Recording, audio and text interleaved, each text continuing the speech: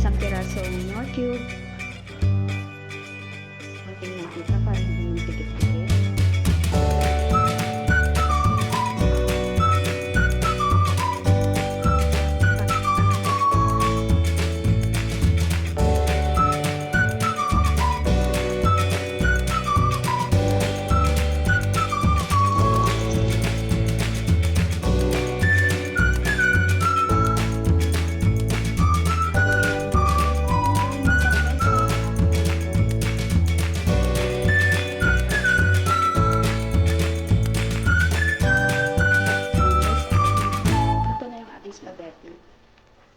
At pwede na natin itapon yung kanyang tubig at i-set aside na po natin.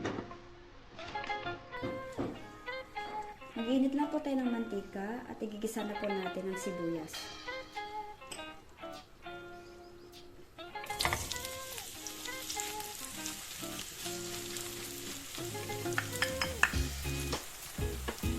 Haluin lang natin.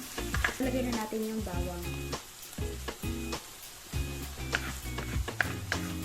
Itutuloy lang natin ako isa.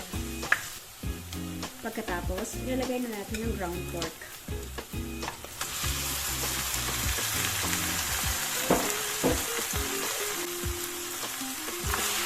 Hahaluin lang natin ito hanggat sa magiging light brown.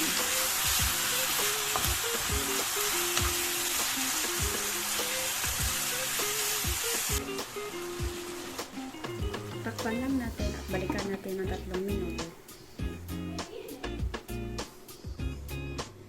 At ngayon makikita natin light brown na yung ating ground pork. Haluin lang natin. At pwede nang ilagay yung ating hotdog.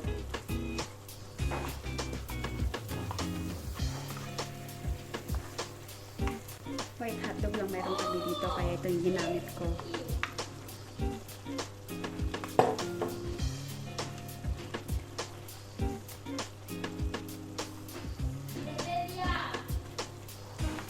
At ngayon, takpan natin at balikan ng 3 minuto. Haluin lang natin. At lutuin pa natin ng ilang minuto. At sa puntong ito, pwede na natin ilagay ang ating mga sangkap. Asin, paminta at saka bay leaves at ang ating bell pepper at ang ating carrots at ang patis. Haluin lang natin ng mabuti. Takpan at balikan. After ng 5 minutes, pwede natin ilagay ang ating mga sangkap. Tomato sauce,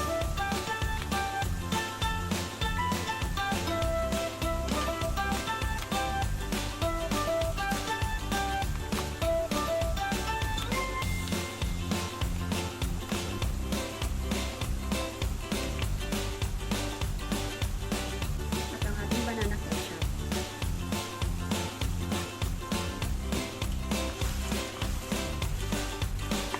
Haluin.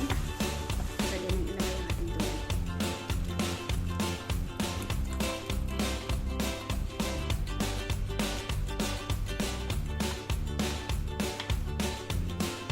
At once kumulo na, pwede natin ilagay dito ang ating nor cube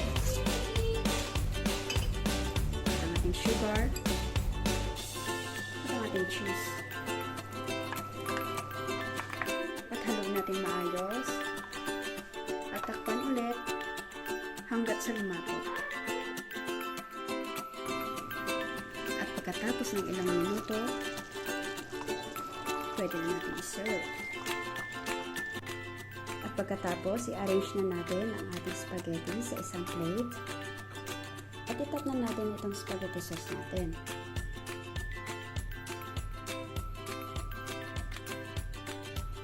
Diba? Simple lang. Napakadaling lutuin.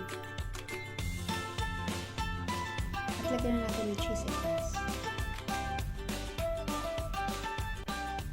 Heto na ang hinihintay ng lahat, ang ating spaghetti. Maraming salamat po sa lahat ng nanonood nitong video. Sana huwag niyong kalimutan mag-like, follow, and share sa ating page, Mommy Arlene. Thank you!